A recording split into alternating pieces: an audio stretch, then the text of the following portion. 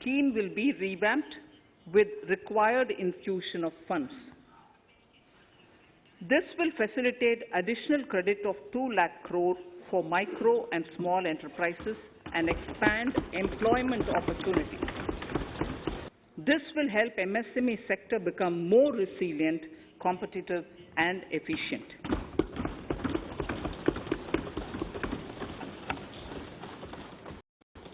Skilling programs and partnership with the industry will be reoriented to promote continuous skilling avenues, sustainability and employability. The National Skill Qualification Framework will be aligned with dynamic industry needs. Digital ecosystem for skilling and livelihood, the Desh Stack e-portal, will be launched. This aims to empower citizens to skill, reskill or upskill through online training. It will also provide API-based trusted skill credentials, payment and discovery layers to find relevant jobs and entrepreneurial opportunities. Startups will be promoted to facilitate Drone Shakti through varied applications and for drone as a service.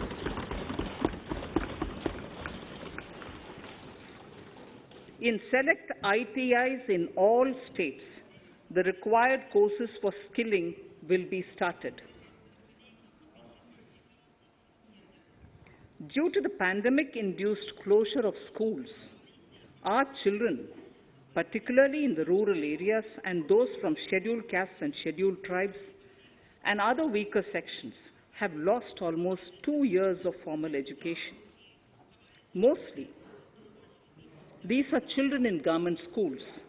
We recognize the need to impart supplementary teaching and to build a resilient mechanism for education delivery.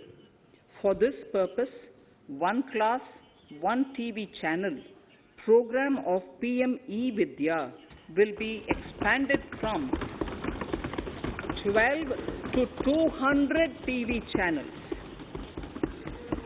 This will enable all states to promote and 1 to 12.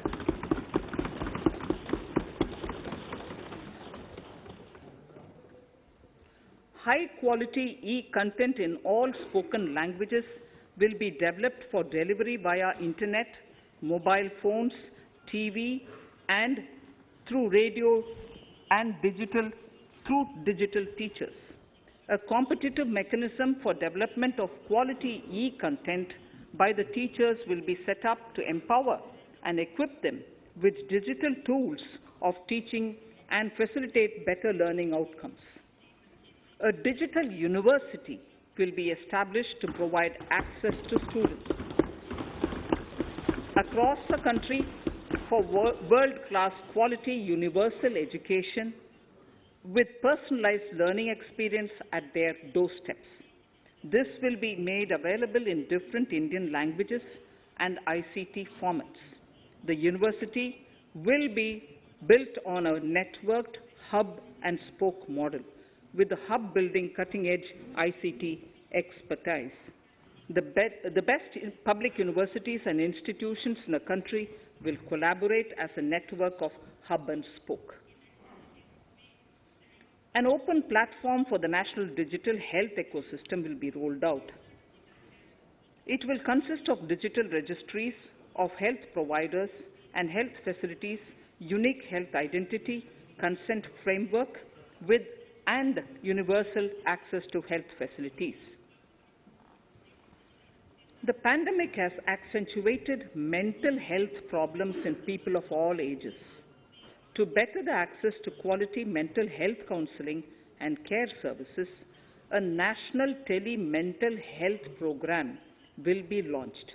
This will include a network of 23 Tele mental health centers of excellence, with NIMHANS being the nodal center, and International Institute of Information Technology, Bangalore, IIIT Bangalore, providing technology support. Saksham Anganwadis are a new generation Anganwadis that have better infrastructure and audio-visual aids powered by clean energy and providing improved environment for early childhood development.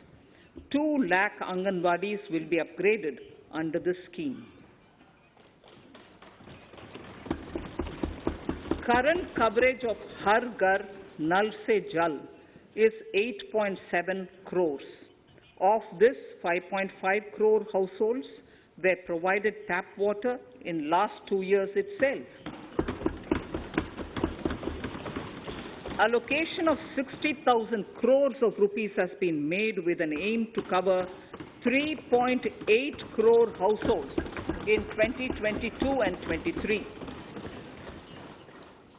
In 22-23, 80 lakh houses will be completed for the identified eligible beneficiaries of the PM Awas Yojana, both rural and urban. 48,000 crores is allotted for this purpose.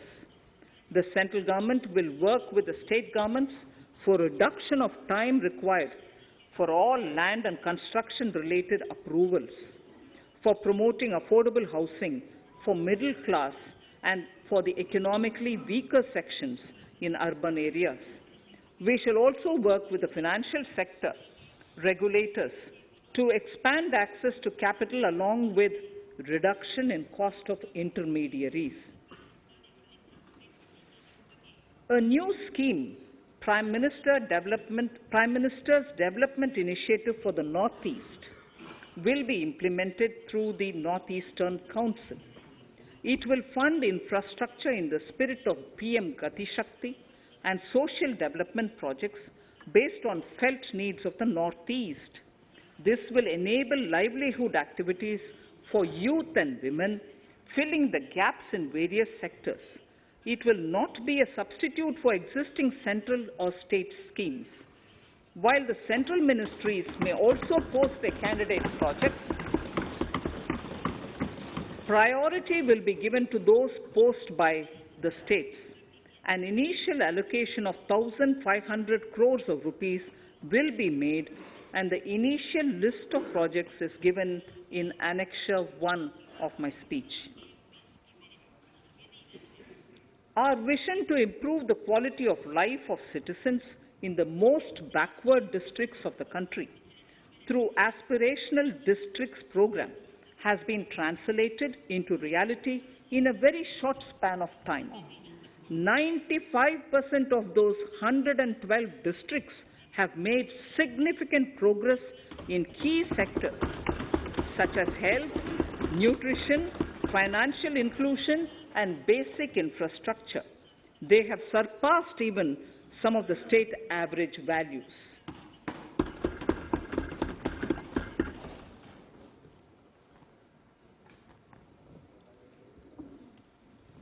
However, in those districts, some blocks continue to lag. In 22-23, the program will focus on such blocks in those districts.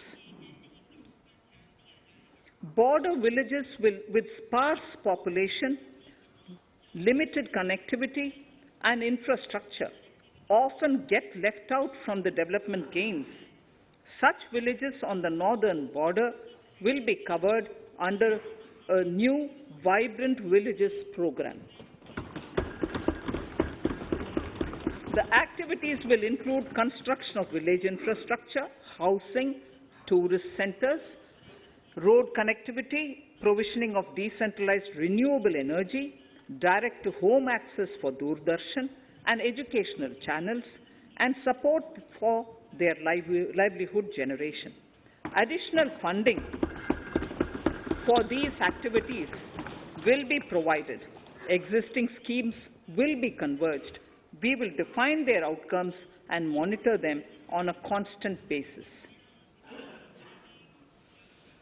In 2022, 100% of 1.5 lakh post offices will come on the core banking system, enabling financial inclusion and access to accounts through net banking, mobile banking, ATMs, and also provide online transfer of funds between post office accounts and bank accounts. This will be helpful, especially for farmers and senior citizens in rural areas, enabling interoperability and financial inclusion. Honorable Speaker, sir, in recent years, digital banking, digital payments, and fintech innovations have grown at a rapid pace in the country. Government is continuously encouraging these sectors to ensure that the benefits of digital banking reach every nook and corner of the country in a consumer-friendly manner. Taking forward this agenda and to mark 75 years of our independence, it is proposed to set up 75 digital banking units in 75 districts of the country by scheduled commercial banks. The financial support for digital payment ecosystem announced in the previous budget will continue in 22-23 as well. This will encourage further adoption of digital payments.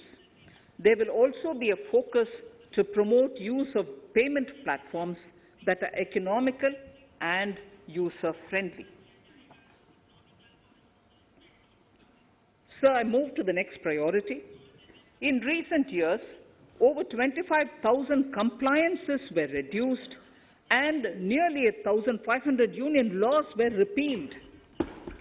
This is the result of our government's strong commitment for minimum government and maximum governance. 1,486 union laws were repealed. Our trust in the public and ease of doing business is what is highlighted here, sir.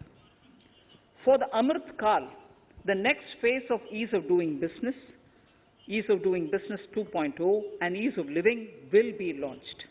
In our endeavor to improve productive efficiency of capital and human resources, we will follow the idea of trust-based governance. The new phase will be guided by an active involvement of the states,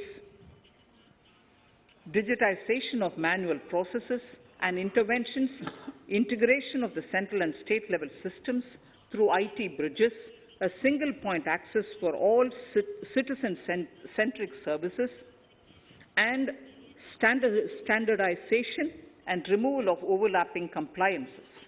Crowdsourcing of suggestions and ground-level assessment of the impact with active involvement of citizens and businesses will be encouraged. A single window portal, Parivesh, for all green clearances was launched in 2018. It has been instrumental in reducing the time required for approvals significantly. The scope of this portal will be expanded to provide information to the applicants based on location of units. Information about specific approvals will be provided. It will enable application for all 4 approvals through a single form and tracking of the process through Centralized Processing Center Green, CPC Green. E-passports. The issuance of e-passports using embedded chip and futuristic technology will be rolled out in 22-23 to enhance the convenience for the citizens in their overseas travel. By the time of India at 100, nearly half our population is likely to be living in urban areas. To prepare for this, orderly urban development is of critical importance. This will help realize the country's economic potential, including livelihood opportunities for the demographic dividend. For this, on the one hand, we need to nurture the megacities and their hinterlands to become current centers of economic growth. On the other, we need to facilitate Tier 2 and Tier 3 cities to take on the mantle in the future.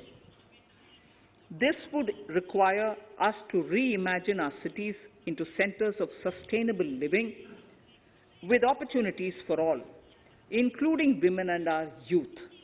For this to happen, urban planning cannot continue with a business-as-usual approach. We plan to steer a paradigm change.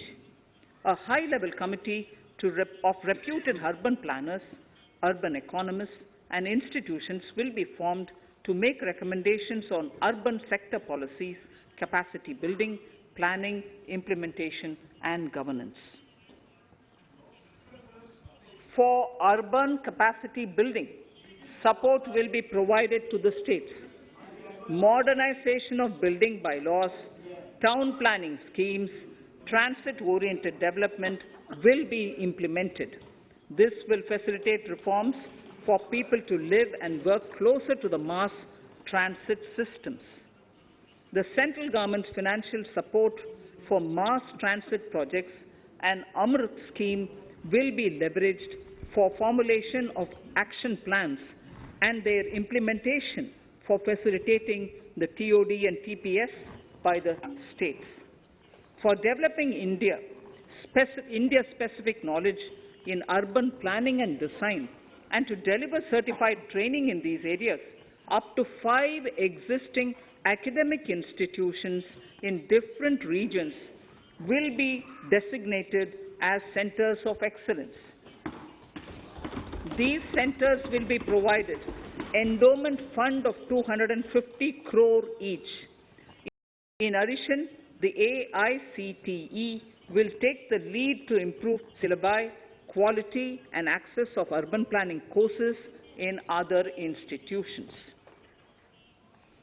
We will promote a shift to use of public transport in urban areas. This will be complemented by clean tech and governance solutions, special mobility zones with zero fossil fuel policy and EV vehicles. Battery swapping policy. Considering the constraint of space in urban areas, for setting up charging stations at scale, a battery swapping policy will be brought out and interoperability standards will be formulated.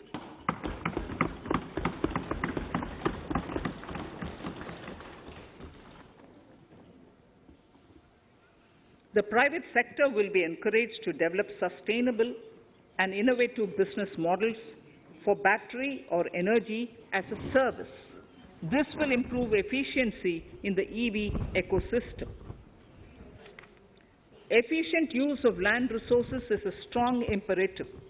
States will be encouraged to adopt unique land parcel identification number to facilitate IT-based management of records.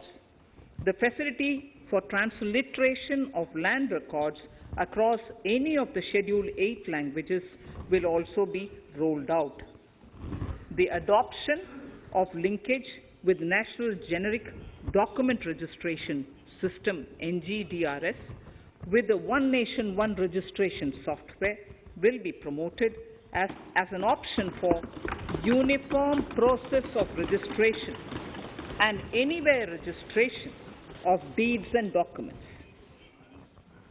Necessary amendments in the code IBC will be carried out to enhance the efficiency of the resolution process and facilitate cross-border insolvency resolution. Accelerated corporate exit. Several IT-based systems have been established for accelerated registration of new companies. Now the Center for Processing Accelerated Corporate Exit, CPACE, will process re-engineering, will be established to facilitate and speed up the voluntary winding up of these companies from the currently required 2 years to less than 6 months. Government procurement. Government rules have recently been modernized for the needs of Amritkal. The new rules have benefited from the inputs from various stakeholders. The modernized rules allow use of transparent quality criteria besides cost and evaluation of complex tenders. Provisions have been made for payment of 75% of running bills mandatorily within 10 days and for encouraging settlements of disputes through conciliation. As a further step to enhance transparency and to reduce delays in payments, a completely paperless, end-to-end online e-bill system will be launched for use by all central ministries for their procurements. The system will enable the suppliers and contractors to submit online their digitally signed bills and claims and track their status from anywhere. To reduce indirect cost for suppliers and work contractors, the use of surety bonds as a substitute for bank guarantee will be made acceptable in government procurements. Business such as gold imports may also find this useful. IRDAI, insurance regulator, has given the framework for issue of surety bonds by insurance companies. AVGC Promotion Task Force. The animation, visual effects, gaming and comic, the AVGC sector, offers immense potential to employ youth. An AVGC Promotion Task Force with all stakeholders will be set up to recommend ways to realize this and build domestic capacity for serving our markets and the global demand. Telecom sector. Telecommunications in general and 5G technology in particular can enable growth and offer job opportunities. Required spectrum auctions will be conducted in 2022 to facilitate rollout of 5G mobile services within 2022-23 by private telecom providers. A scheme for design-led manufacturing will be launched to build a strong ecosystem for 5G as part of the production-linked incentive scheme. To enable affordable broadband and mobile service proliferation in rural and remote areas, 5% of annual collections under the Universal Service Obligation Fund will be allocated. This will promote R&D and commercialization of technologies and solutions. Our vision is that all villages and their residents should have the same access to e-services, communication facilities, and digital resources as urban areas and their residents. The contracts for laying optical fiber in all villages, including remote areas, will be awarded under the BharatNet project through PPP in 22 and 23. Completion is expected in 2025 to enable better and more efficient use of the optical fiber. Export promotion.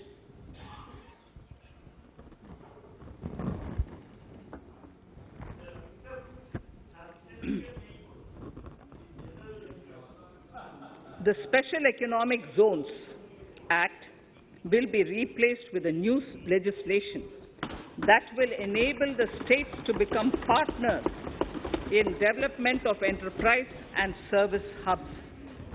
This will cover all large existing and new industrial enclaves to optimally utilize available infrastructure and enhance competitiveness of exports. Atmanirbharta in defense. Our government is committed to reducing imports and promoting Atmanirbharta in equipment for the armed forces. 68% of the capital procurement budget will be earmarked for domestic industry in 22-23, up from 58% in 21-22. Defense R&D will be opened up for industry, startups and academia with 25% of defense R&D budget earmarked. Private industry will be encouraged to take up design and development of military platforms and equipment in collaboration with DRDO and other organizations through SPV model. An independent nodal umbrella body will be set up for meeting wide-ranging testing and certification requirements.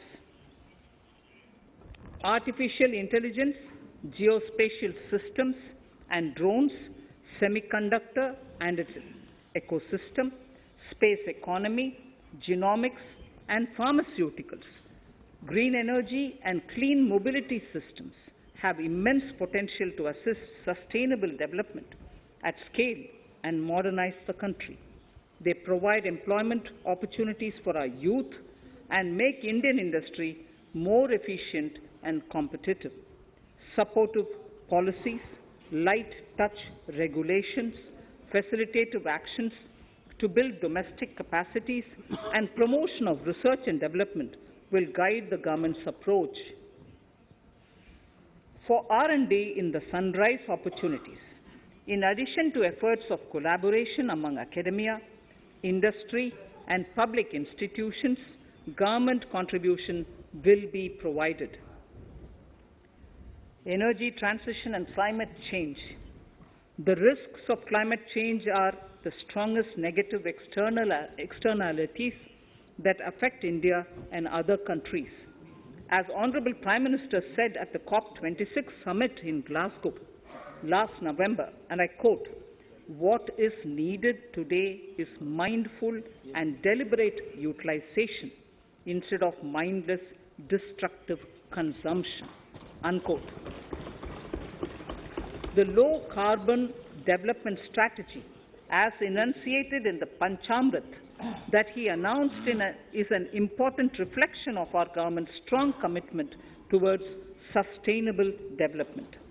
The strategy opens up huge employment opportunities and will take the country on a sustainable development path. This budget proposes several near-term and long-term actions accordingly. Solar power. To facilitate domestic manufacturing for the ambitious goal of 280 gigawatts of installed solar capacity by 2030, an additional allocation of 19,500 crores for PLI, production-linked incentive, for manufacturing of high-efficiency modules with priority to fully integrate manufacturing units from polysilicon to solar PV modules will be made. Honorable Speaker, sir, the circular economy transition is expected to help in productivity enhancement as well as creating large opportunities for new businesses and jobs.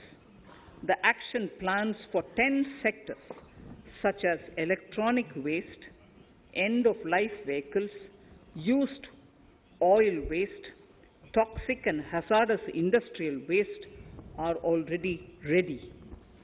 The focus will now be on addressing important cross-cutting issues of infrastructure, reverse logistics, technology upgradation, and integration with informal sector. This will be supported by active public policies covering regulations, extended producers' responsibilities, framework, and innovation facilities.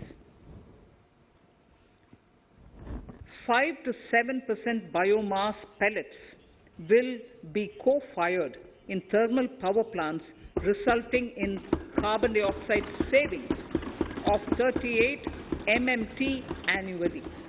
This will also provide extra income to farmers and job opportunities to locals and help avoid stubble burning in agricultural fields.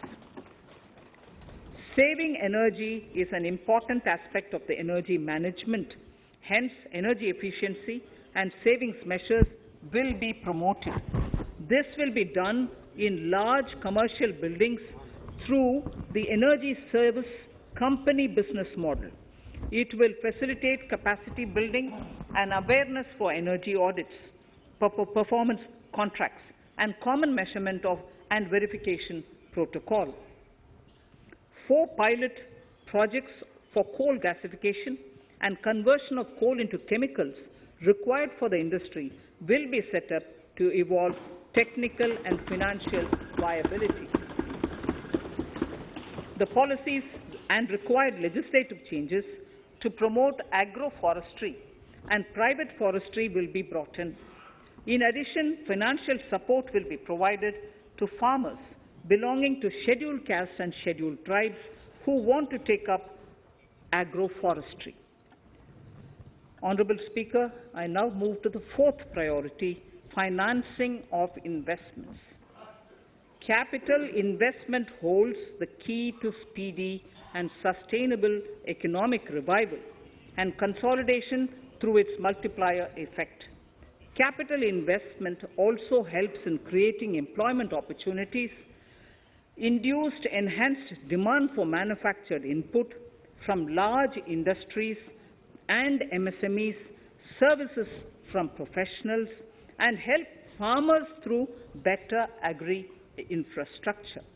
The economy has shown strong resilience to come out of the effects of the pandemic with high growth. However, we need to sustain that level to make up for the setback of 2020-2021. As outlined in para 5 earlier, the virtuous cycle of investment requires public investment to crowd in private investment. At this stage, private investments seem to require that support to rise to their potential and to the needs of the economy. Public investment must continue to take the lead and prime the private investment and demand in 2022-23. Considering the above imperative, the outlay for capital expenditure in the Union budget is once again being stepped up sharply by 35.4% from 5.54 lakh crore in the current year to 7.50 lakh crores in 22-23. This has increased to more than 2.2 times the expenditure of 2019-20. This outlay in 22-23 will be 2.9% of the GDP.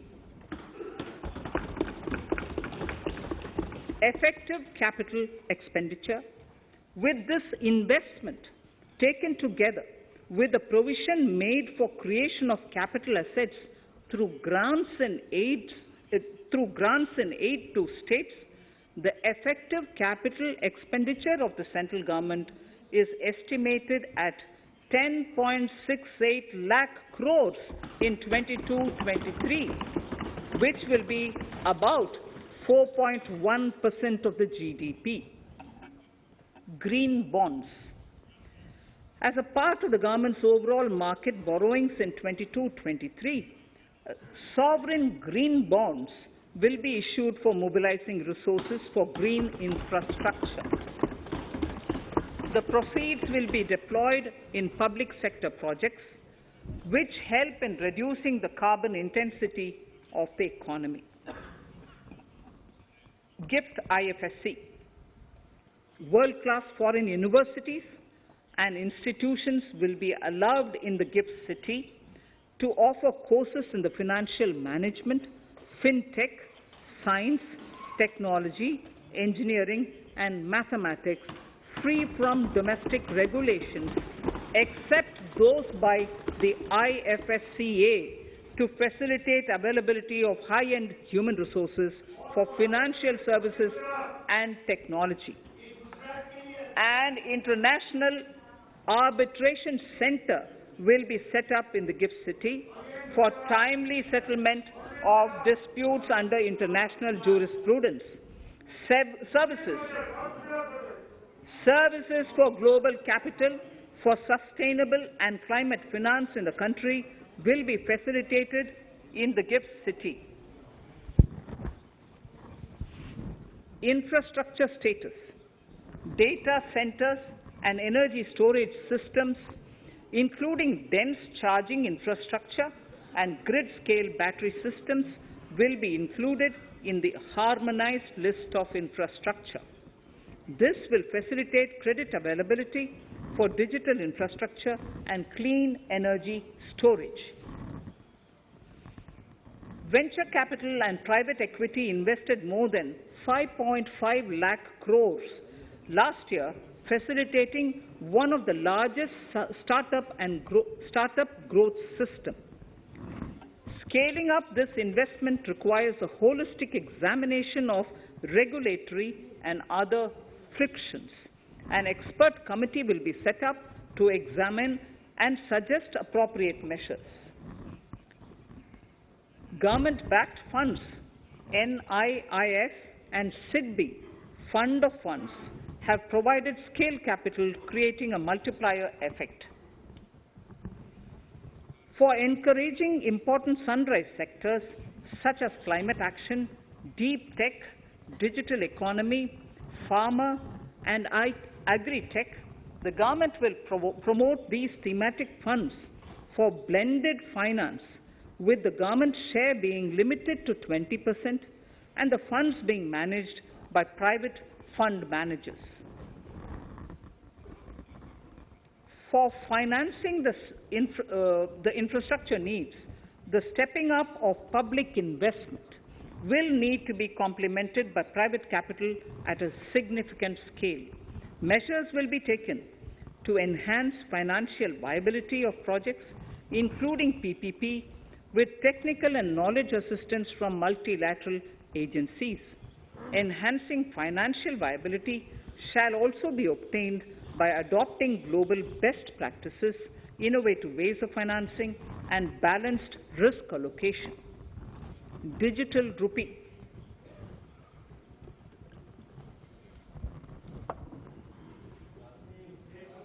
Introduction of a central bank digital currency will give a big boost to digital economy. Digital currency will also lead to a more efficient and cheaper currency management system. It is therefore proposed to introduce digital rupee using blockchain and other technologies to be issued by the Reserve Bank of India starting 2022 and 23. Financial assistance to states for capital investment. Reflecting the true spirit of cooperative federalism, the central government is committed to bolstering the hands of the states in enhancing their capital investment towards creating productive assets and generating remunerative employment. The scheme for financial assistance to states for capital investment has been extremely well received by the states. In deference to the requests received during my meeting with the chief ministers and state finance ministers, the outlay for this scheme is being enhanced from 10,000 crores in the budget estimates to 15,000 crores in the revised estimates for the current year.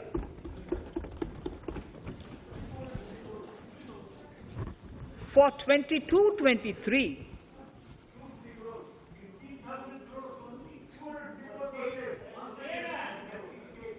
I'll repeat that sentence for the benefit of many of our honourable members. In deference to the requests received during my meeting with chief ministers and state finance ministers, the outlay for this scheme is being enhanced from 10,000 crores in the BE to 15,000 crores, 15,000 crores in the RE of the current year. For 22-23, the allocation is 1 lakh crores to assist the states in catalyzing the overall investments in the economy. These 50-year interest-free loans are over and above the normal borrowings allowed to the states, are over and above the normal borrowings to the states. This allocation will be used for PM Gati Shakti related and other productive capital investments of the states. It will also include components for supplemental funding for priority segments of PM Gram Sadak Yojana, including support for the state's share, digitization of the economy, including digital payments and completion of OFC network, and reforms related to building bylaws, town planning schemes, transit-oriented development, and transferable development rights.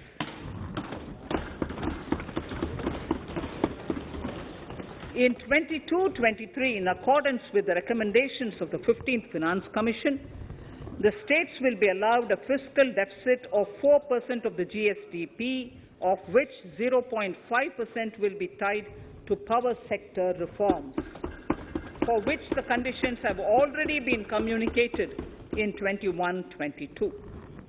Fiscal management.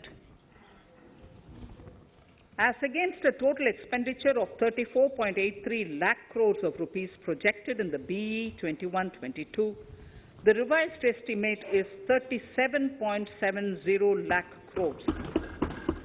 The revised estimate of capital expenditure is 6.3 lakh crores of rupees. This includes an amount of 51,971 crores towards settlement of outstanding guaranteed liabilities of Air India and its other sundry commitments.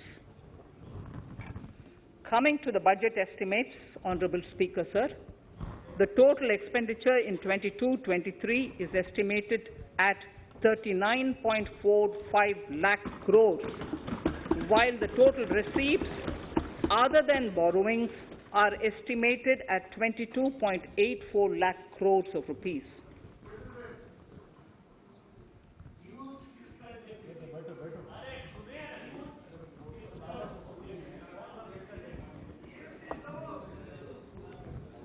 The revised fiscal deficit, Honourable Speaker, in the current year is estimated at 6.9% of the GDP, as against 6.8% projected in the budget estimates. The fiscal deficit is in 22-23 is estimated at 6.4% of the GDP, which is consistent with the broad path of the fiscal consolidation announced by me last year to reach a fiscal deficit level below 4.5% by 25-26.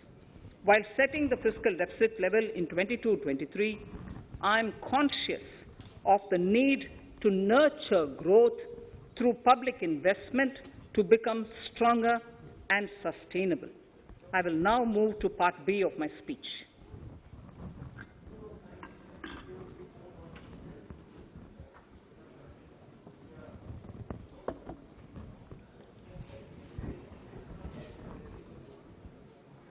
Direct tax.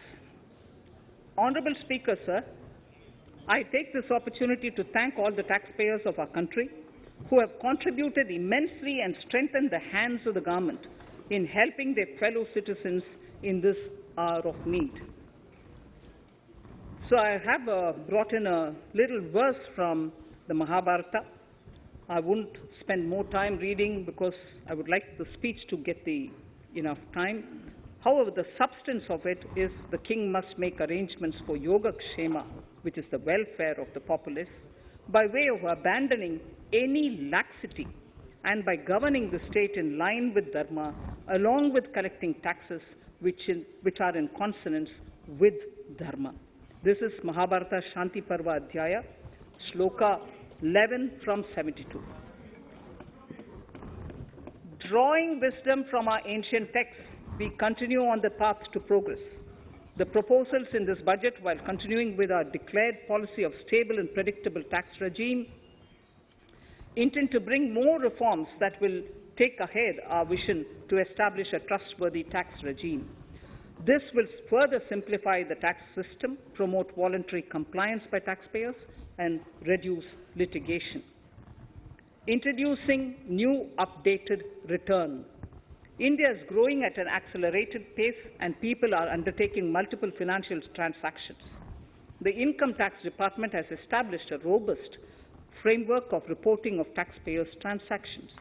In this context, some taxpayers may realize that they have committed omissions or mistakes in correctly estimating their income for tax payment.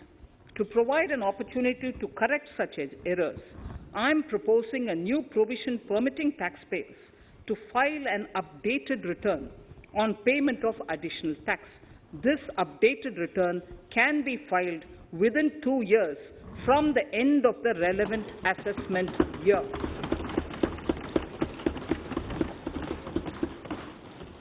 Honourable Speaker, sir, presently, if the department finds out that some income has been missed out by an assessee, it goes through a lengthy process of adjudication. Instead, with this proposal now, there will be a trust repost in the taxpayers that will enable the assessee herself to declare the income that she may have missed out earlier while filing her return. Full details of the proposal are given in the finance bill. It is an affirmative step in the direction of voluntary compliance.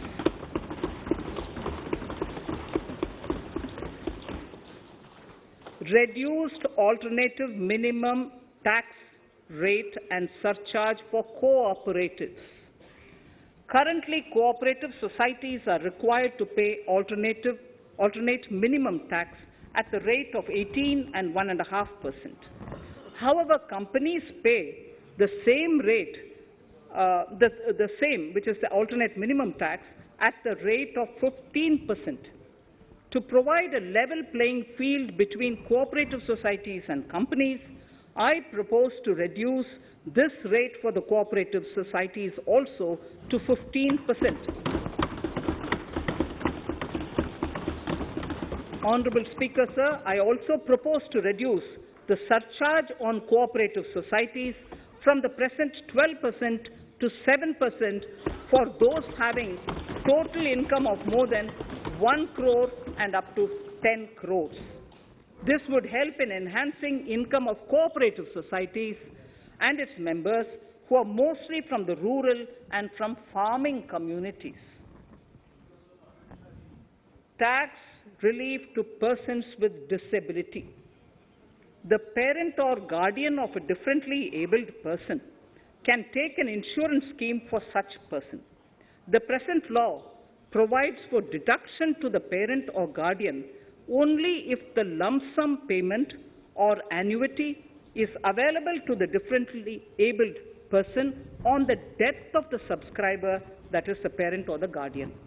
There could be situations where the differently abled dependent may need payment of annuity or lump sum amount even during the lifetime of their parent or guardian. I propose thus to allow the payment of annuity and lump sum amount to the differently abled dependent during the lifetime of the parent and guardians, that is parent or guardians, attaining the age of 60 years. Parity between employees of the state and central governments. At present, the central government contributes 14% of the salary of its employee to the National Pension System, NPS, Tier 1. This is allowed as a deduction in computing the income of the employee. However, such deduction is allowed only to the extent of 10% of the salary in case of employees of the state governments. To provide equal treatment to both central and state government employees, I propose to increase the tax deduction limit from 10% to 14% on employers' contribution to the MPS account of state government employees as well. This would help in enhancing the social security benefits of the state government employees and bring them at par with central government employees. Incentives for startups. Startups have emerged as drivers of growth for our economy. Over the past few years, the country has seen a manifold increase in successful startups. Eligible startups established before 31/3/2022 had been provided a tax incentive for 3 consecutive years out of the 10 years from incorporation. In view of the COVID pandemic, I propose to extend the period of incorporation of the eligible startup by 1 more year, that is, up to 31/3/2023, for providing such tax incentives.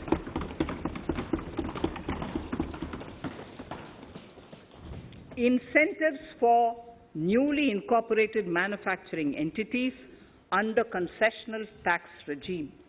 In an effort to establish a global competitive business environment for certain domestic companies, a concessional tax regime of 15% was introduced by our government for newly incorporated domestic manufacturing companies. I propose to extend the last date for commencement of manufacturing or production under Section 115B(ab) by 1 more year, that is, from 31st March 2023 to 31st March 2024.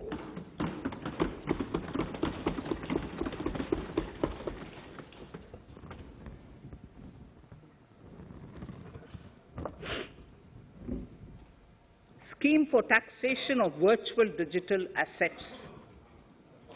There has been a phenomenal increase in transaction in virtual digital assets. The magnitude and frequency of these transactions have made it imperative to provide for a specific tax regime. Accordingly, for the taxation of virtual digital assets, I propose to provide that any income from transfer of any virtual digital asset shall be taxed at the rate of 30%, 30%.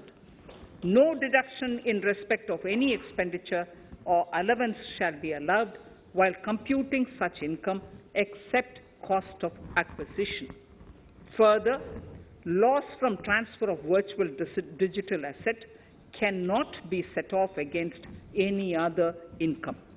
Further, in order to capture the transaction details, I also propose to provide for TDS on payment made in relation to transfer of virtual digital asset at the rate of 1% of such consideration above a monetary threshold.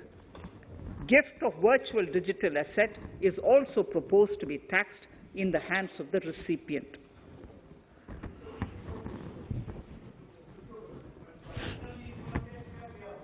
Litigation management to avoid repetitive appeals by the department. It has been observed that a lot of time and resources are consumed in filing of appeals which involve identical issues. Taking forward our policy of sound litigation management, I propose to provide that if a question of law in the case of an assessee is identical to a question of law which is pending in the appeal before a jurisdictional High Court or Supreme Court, in any case, the filing of further appeal in the case of this assessee by the department shall be deferred till such a question of law is decided by the jurisdictional High Court or the Supreme Court. This will greatly help in reducing the repeated litigation between taxpayer and the department. Taking forward our efforts to further promote the IFSC, I hereby propose to provide that income of a non-resident from offshore derivative instruments or over-the-counter derivatives issued by an offshore banking unit, income from royalty and interest on account of lease of ship, and income received from portfolio management services in IFSC shall be exempt from tax subject to specified conditions. Rationalization of surcharge.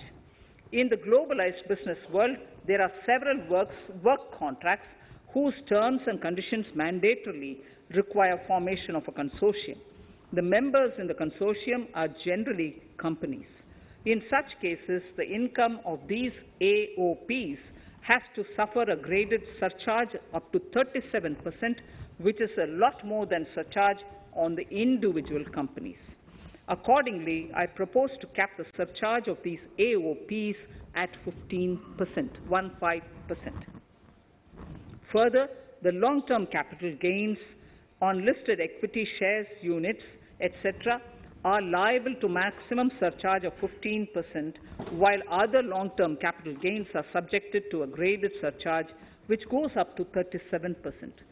I propose to cap the surcharge on long-term capital gains arising on transfer of any type of assets at 15%. This step will give a boost to startup community, and along with my proposal on the extended tax benefits to manufacturing companies and startups, reaffirms our commitment to Atmanirbhar Bharat.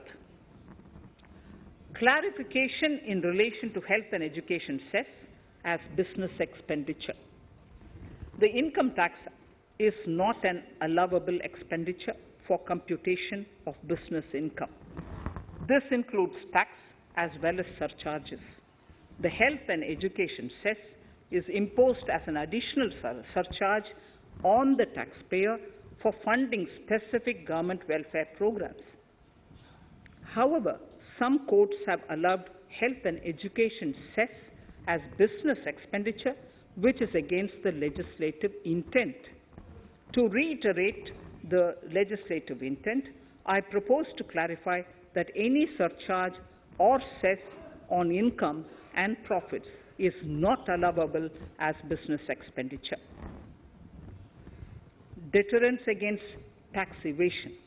Honourable Speaker, sir, presently there is ambiguity regarding set-off of brought-forward loss against undisclosed income detected in search operations. It has been observed that in many cases where undisclosed income or suppression of sales, etc., is detected, payment of tax is avoided by setting off of losses. In order to bring certainty and to increase deterrence among tax evaders, I propose to provide that no set-off of any loss shall be allowed against undisclosed income detected during search and survey operations.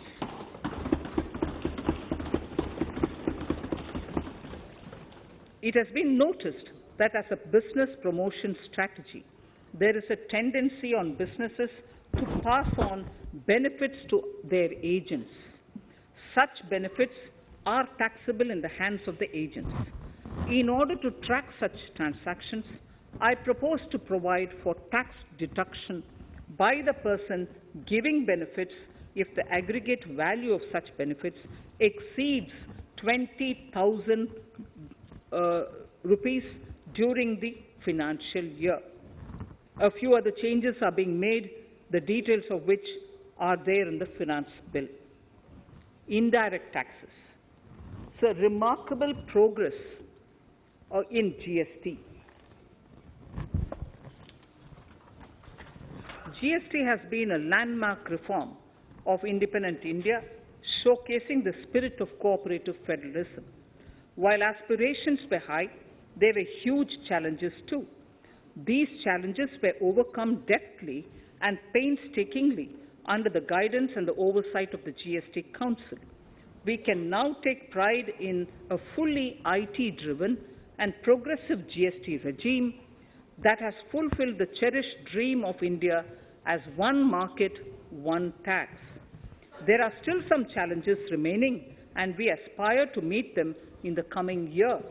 The right balance between facilitation and enforcement has engendered significantly better compliance, and enforcement has engendered better compliance. GST revenues are buoyant despite the pandemic. I would bring in something which I've got to know this morning, not part of my speech, but worth putting in here for the knowledge of the Honourable House. I would like to bring to the notice of this House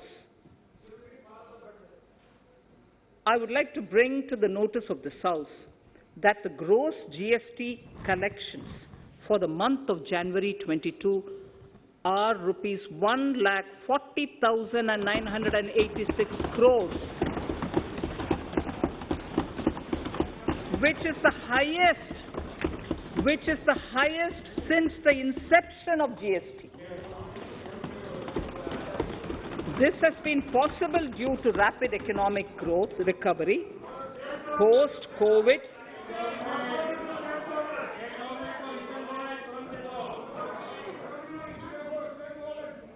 This has been possible due to the rapid economic recovery post-COVID, as well as various policy and administration undertaken by central and state tax administrations.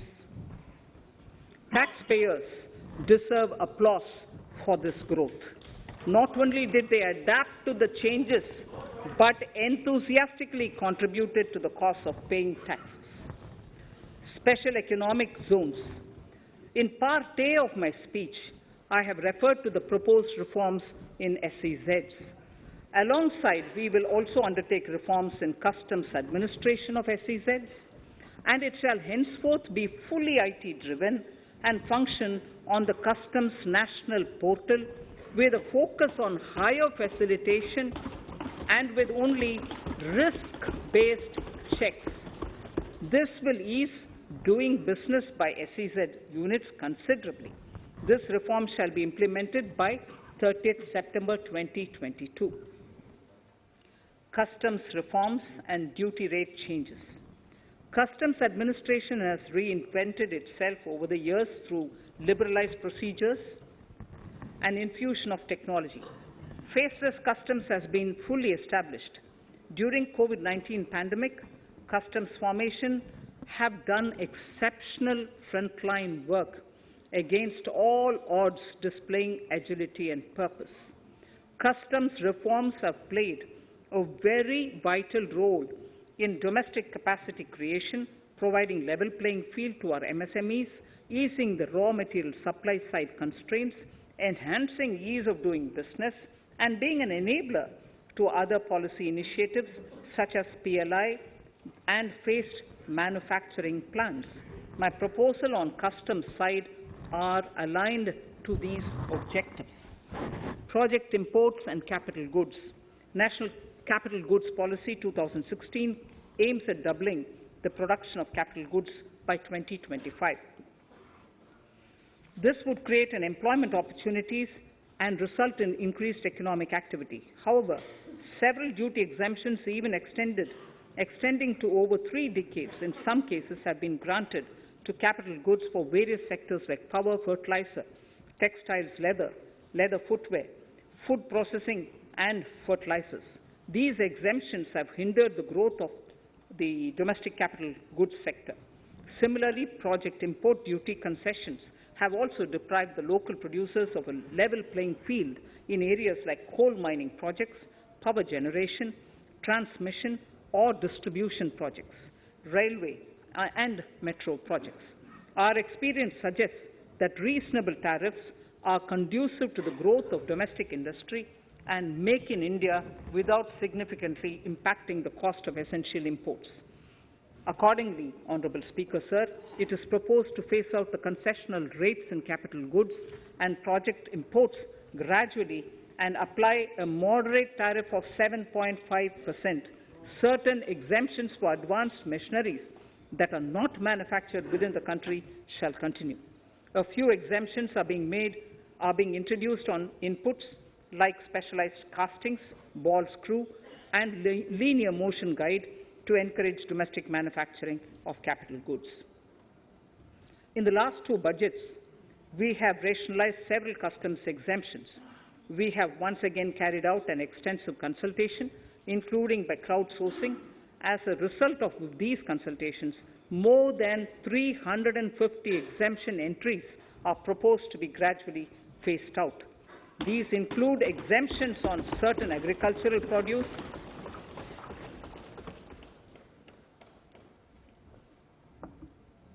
chemicals, fabrics, medical devices and drugs, and medicines for which sufficient domestic capacity exists. Further, as a simplification measure, several concessional rates are being incorporated in the customs tariff schedule itself instead of prescribing them through various notifications. This comprehensive review will simplify the customs rate and tariff structure, particularly for sectors like chemicals, textiles, and metals, and minimize disputes.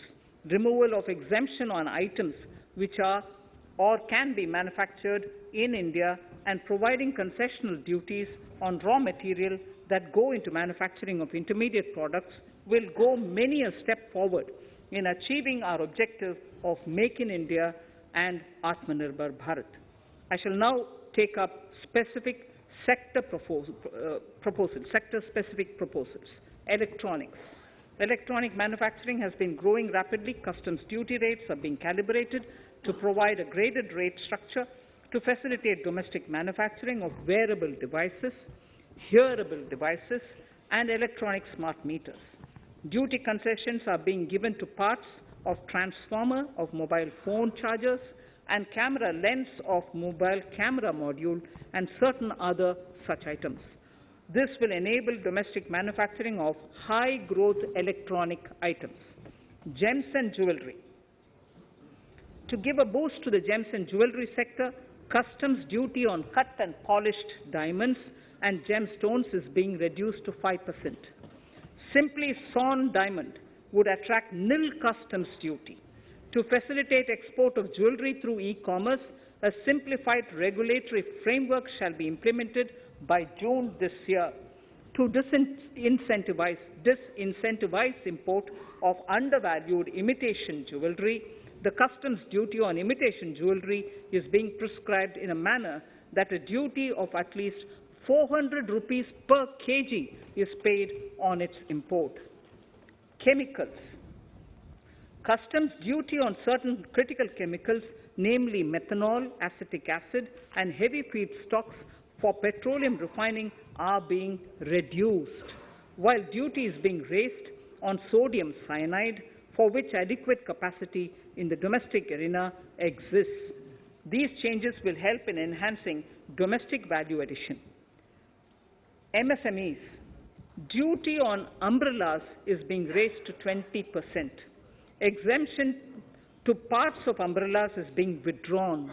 Exemption is also being rationalized on implements and tools for agricultural sector which are manufactured in India. Customs duty exemption given to steel scrap last year is being extended for another year to provide relief to MSME secondary steel producers.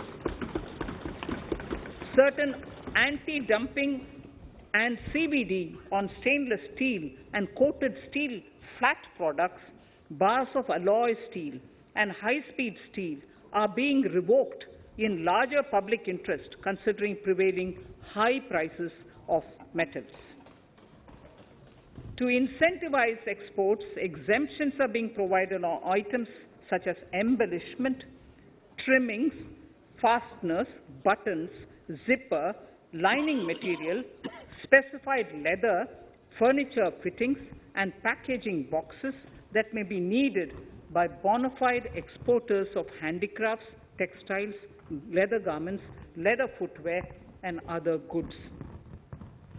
Honorable Speaker, sir, duty is being reduced on certain inputs required for shrimp aquaculture so as to promote its exports. Tariff measure to encourage blending of fuel. Blending of fuel is a priority for this government. To encourage the efforts for blending of fuel, unblended fuel shall attract an additional differential excise duty of rupees 2 per litre from first day of October 22. A few other changes are being made in duty rates, customs, tariff and customs law, the details of which are there in the finance bill. Mr. Speaker, sir, with these words, I commend the budget to this august House. Thank you. Item number 2, Srimati Nirmala Sitharaman ji.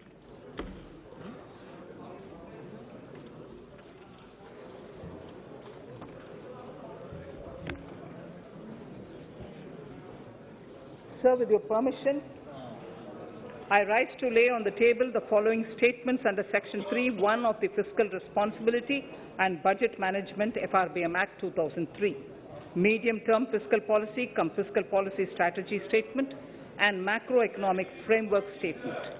Item number 3 वित्त विधेयक 2020 निर्मला सीतारमण जी।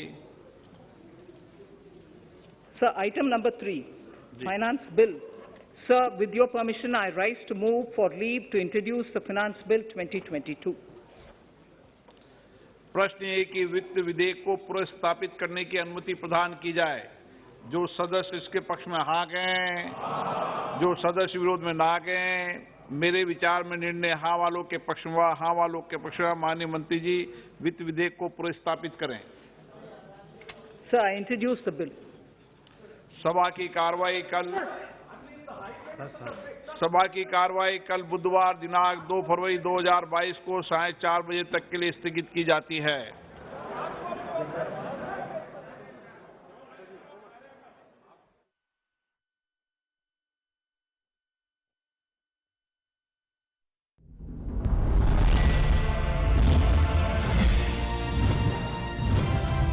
आप देख रहे हैं DD national, India का अपना channel. एक लौ जो जली, रोशनी बढ़ चली।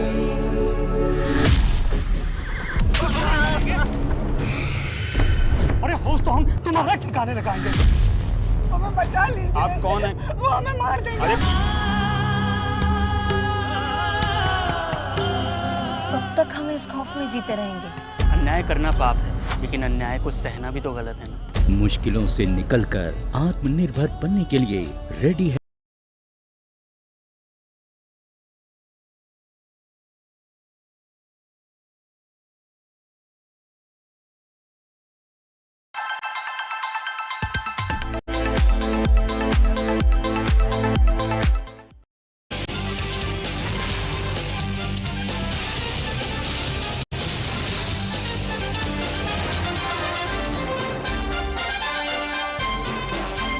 with required infusion of funds.